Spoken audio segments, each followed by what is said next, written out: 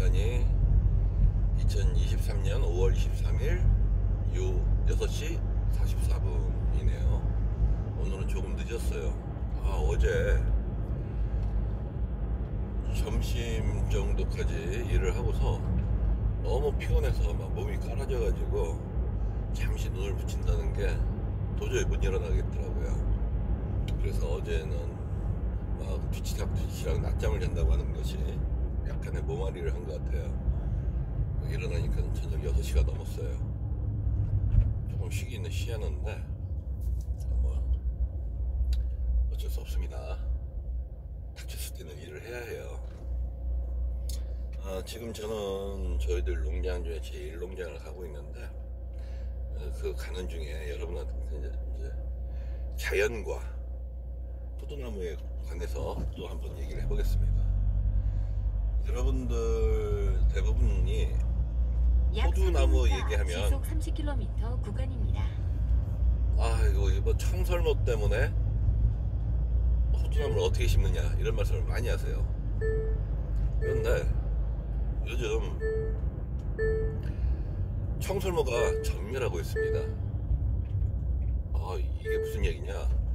여러분들 쉽게 요즘 산에 가셔서 토끼를 본 적이 있으신가요?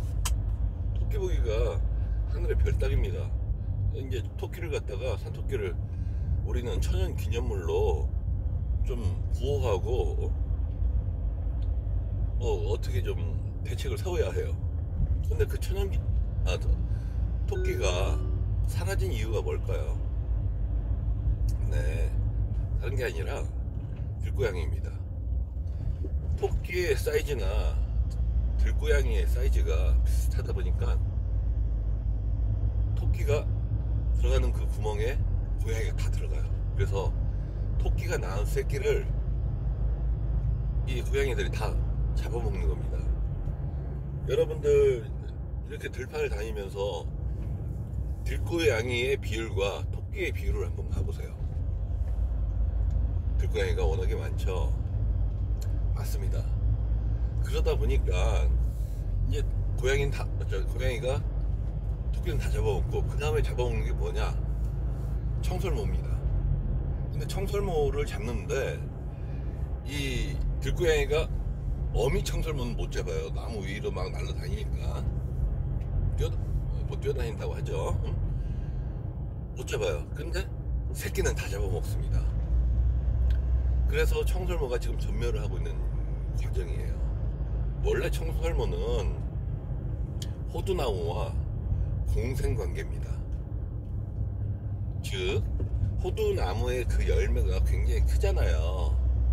좁쌀만 하거나 민들레 씨앗처럼 날아가거나 그런 게 아니잖아요. 땅바닥에 뚝 떨어지고 그런 것을 어떻게 저 옆으로 이동을 하겠어요? 그건 청설모하고 야 너한테 세금을 좀 낼 테니까 네가 좀 나 좀 옮겨줘라 이런 관계가 형성되어 있는 거예요. 즉 청설모는 호두를 갖다가 자기가 겨우 내내 먹어야지 내년 봄까지 먹어야지 하고서 저 호두를 갖다가 땅에다가 묻어 놓습니다. 그렇게 묻어 놓는데 그 중에 데이터상으로는 약 15 내지 16%를 갖다가 찾아서 먹는데요. 여기는 그 롯데 아울렛이에요. 전통대학교 있고 한대죠. 저희 농장 가는 길인데 바로 가깝습니다. 여기에 워터파크도 들어오는데요. 그래서 청설모가 갖다 놓은 그 것들 중에 나머지 85%가 어떻게 되느냐? 얘는 이게 파종이 된 겁니다. 파종. 그래서 그 호두들이 자연스럽게 내년에 발화를 하는 거예요. 즉 호두나무와 청설모는 공생관계로서 세금 15%를 내고 나머지 85%를 갖다가 파종을 해주는 거죠. 종자 번식을 해주던 그런 공생의 관계였어요. 여기 충남 부여는 굉장히 밤을 많이 심는 곳이에요. 우리나라 생산량에서 29%를 차지하는 데거든요. 이 군 하나에서 또 공주까지 포함을 하면은 우리나라의 54%가 이 지역에서 생산됩니다. 그렇게 밤 생산이 많아서 이 지역에는 청설모가 정말 많았어요. 오히려 뭐 고양이나 이런 것보다 월등히 많았거든요. 근데 요즘은 거의 보기가 힘들어집니다. 이렇게 먹을 게 좋은 조건에서도.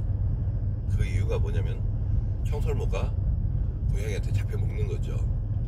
물론 뜸은 있어요. 그러나 반드시 전멸을 할 거라고 보고, 안타깝게도 고양이가 청설모의 천적이 되다 보니 호두나무에도 피해라고 할 수는 없죠. 공생관계가 좀 깨어지고 있는 관계입니다. 사실은 공생관계였는데 인간이 끼어드는 거죠. 그래서 청설모가 물어가는 것이 아까워서 그렇게 된 것이고요. 그러면 하여튼 그런 관계인데, 저는 사실은 청설모보다 더 무서운 게 뭐냐, 사실은 새들이에요.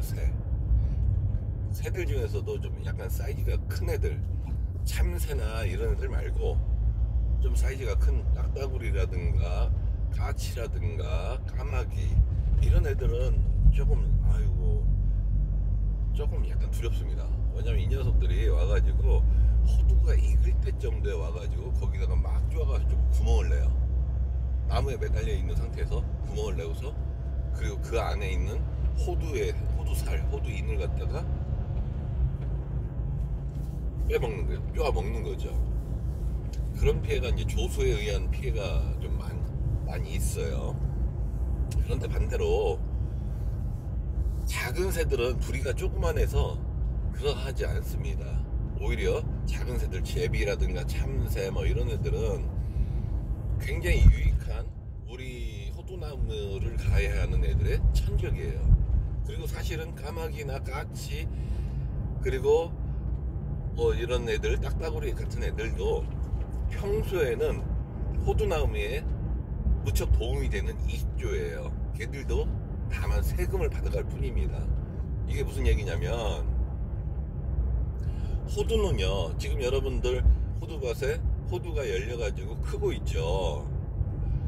근데 그 호두 안에는요, 지금 아무것도 없어요. 호두 살들이 없어요. 그냥 지금 부피 팽창만 하고 있을 뿐이지, 과육과 그 형태만 형성되고 있을 뿐이지, 실제 호두살은 호두를 수확하기 3주 전, 즉 한 약 21일 내지 24일 전에서부터 호두살이 형성되기 시작해요. 그것도 굳은 상태에서 호두살이 형성되는 게 아니라, 마치 우리가 이제 그 배아 주머니에 우리가 마시는 우유 있죠. 우유가 들어가서 우유가 요거트가 되고, 요거트에서 좀 콜로이드가 되다가 나중에 경화가 되는 거예요. 그 기간이 불과 뭐 길어야 24일입니다. 그러다 보니까 그 전에는, 지금이나 이런 시기에는 뭐 호두를 여러분들이 잘라 보셔도 배아 주머니에 아무것도 없어요. 그냥 그 형태만 형성되어 가고 있는 과정이죠. 그러다가 마지막에 그렇게 이제 배아 주머니에 호두살에 물질이 이제 형성되는 거거든요. 그러다 보니까 까마귀나 까치나 이런 애들도 지금은 호두밭을 건들지 않습니다. 호두밭에 왔다 갔다 하고 있는 지금 애들은 호두밭에서 우리한테 이제 해로운 그 곤충들이나 이런 것들을 잡아먹는 거예요. 그러니까 지금은 플러스 알파가 되고 있는 거죠. 그런데 나중에 이제 호두가 수확하기 약 보름 전 정도, 그때 딱 약 보름 동안만 청설모든 까마귀든 까치든 얘네들이 오는 거예요. 와가지고 세금을 받아가는 거죠. 야, 내가 그동안 니네 호두밭에 벌레도 많이 잡아주고 그랬잖아. 나도 좀 얻어 먹어야지 하고서 세금을 거두기 시작하는 겁니다. 뭐 그런 관계인데,